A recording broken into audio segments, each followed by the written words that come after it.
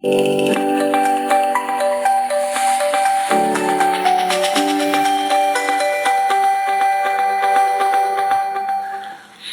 eu quero conversar com você sobre um assunto muito atual, que talvez também atinja a sua vida. Quero falar sobre ansiedade. Cuidado com a ansiedade. Vamos basear esta mensagem em Filipenses capítulo 4, versos 6 e 7. Vamos ouvir a leitura desse texto.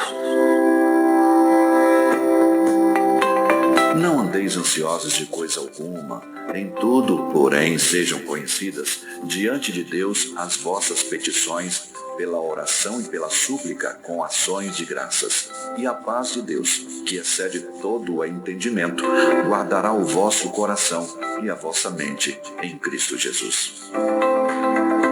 Preciso admitir que a ansiedade é um dos problemas mais agudos e mais graves que assolam a sociedade brasileira e, por que não dizer, mundo afora.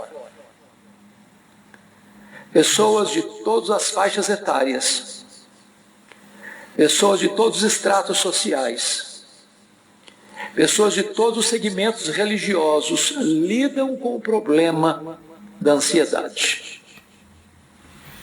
O mundo está complicado, isso é verdade. Todo dia você se decepciona com alguma coisa, seja na política, seja nos rumos da economia, seja no grau de violência que se avoluma nas ruas e nos lares,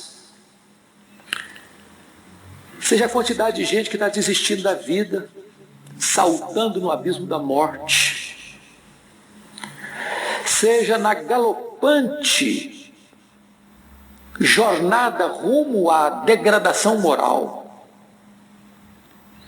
O mundo está de ponta cabeça. E tudo isso vai como que grudando fuligem na nossa alma, trazendo angústia para o coração, medo com relação ao futuro, ansiedade. A ansiedade, literalmente a palavra significa rasgar, puxar em direção oposta, sufocar, tirar o oxigênio. Há pessoas que estão como que entupidas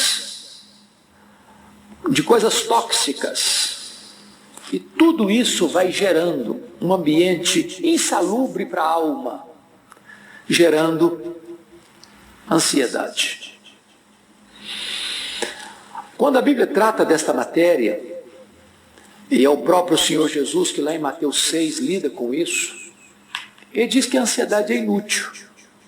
Inútil porque eu não melhoro o meu performance hoje, porque fico ansioso em relação aos problemas do amanhã. É inútil porque eu não posso acrescentar sequer 45 centímetros, ou seja, um côvado, à minha existência por ficar ansioso. É inútil porque 70% dos assuntos que me deixam ansiosos hoje nunca vão acontecer. Então, eu fico sofrendo desnecessariamente.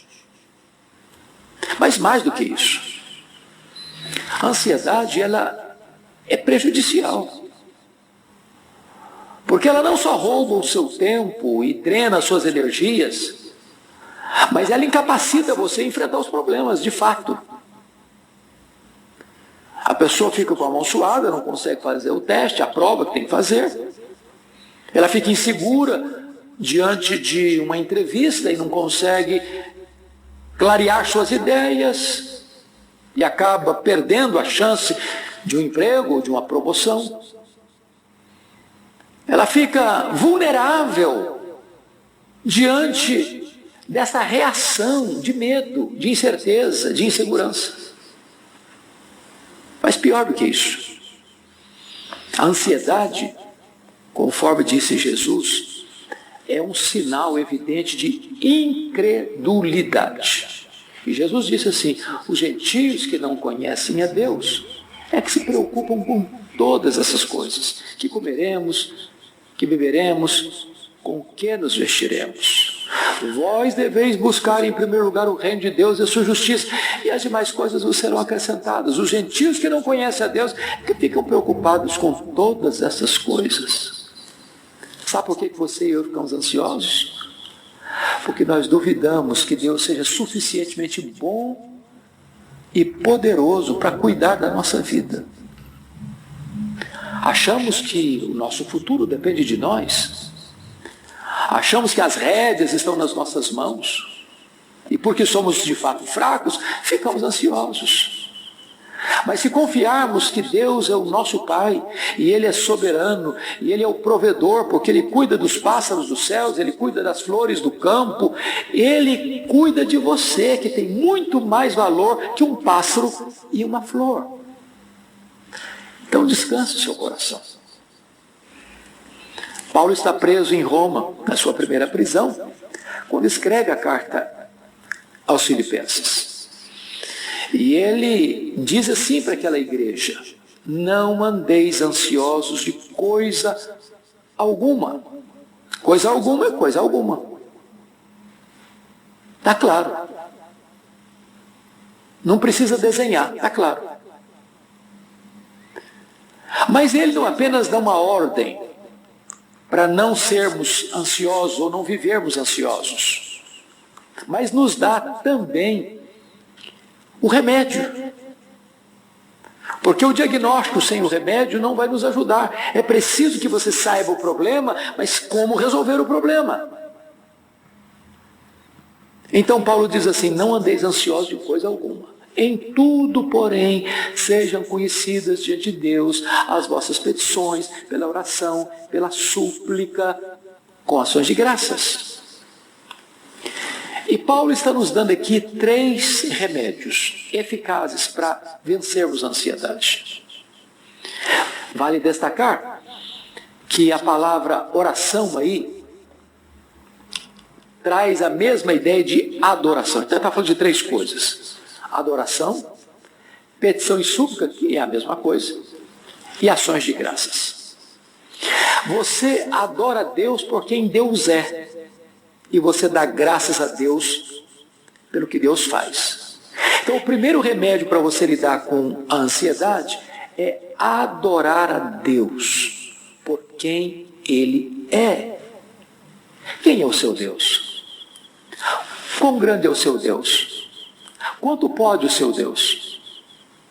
A Bíblia diz que o seu Deus é aquele que mede as águas na concha da sua mão, que pesa o pó das montanhas em balança de precisão, que mede os céus a palmos, que espalha as estrelas no firmamento, e por ser forte em força, ou grande em força e forte em poder, quando a chama pelo nome, nenhuma só delas ia faltar.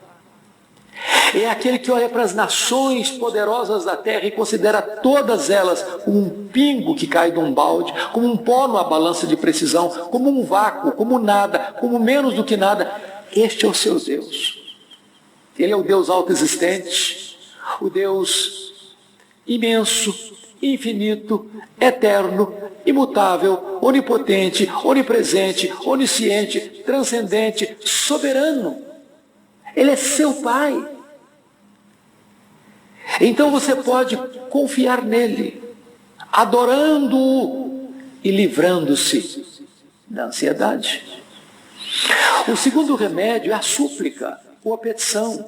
Se ele é seu Pai, você tem plena liberdade de se aproximar por meio de Cristo e colocar suas causas, suas necessidades, seus anseios, seus sonhos, sabendo que Ele cuida de você. Foi Jesus quem disse: pedi, dar-se-vos-á, buscai e achareis, batei e abrir-se-vos-á, porque todo que pede recebe, todo que busca encontra, todo que bate abrir-se-lhe-á. Tiago diz: nada tendes, porque nada pedis.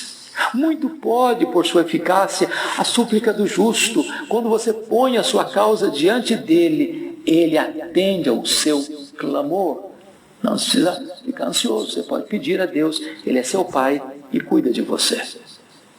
Mas o terceiro remédio que Paulo nos apresenta para vencermos a ansiedade são as ações de graças. Você deve começar a agradecer a Deus. Lembra de quanta coisa boa Deus tem feito por você? Tem lhe dado vida, tem lhe preservado a saúde, tem lhe dado uma casa para morar, uma cama para dormir, um pão sobre a sua mesa. Deus tem guardado você, Deus tem abençoado a sua família. Pense no valor dos seus olhos, dos seus ouvidos, das suas mãos que trabalham, dos seus pés que andam, dos seus rins que filtram as impurezas do seu sangue, do seu estômago que processa os alimentos, do seu coração que bombeia sangue para o seu corpo, dando vida a você, do seu cérebro que funciona diante de tantas e milhões de conexões.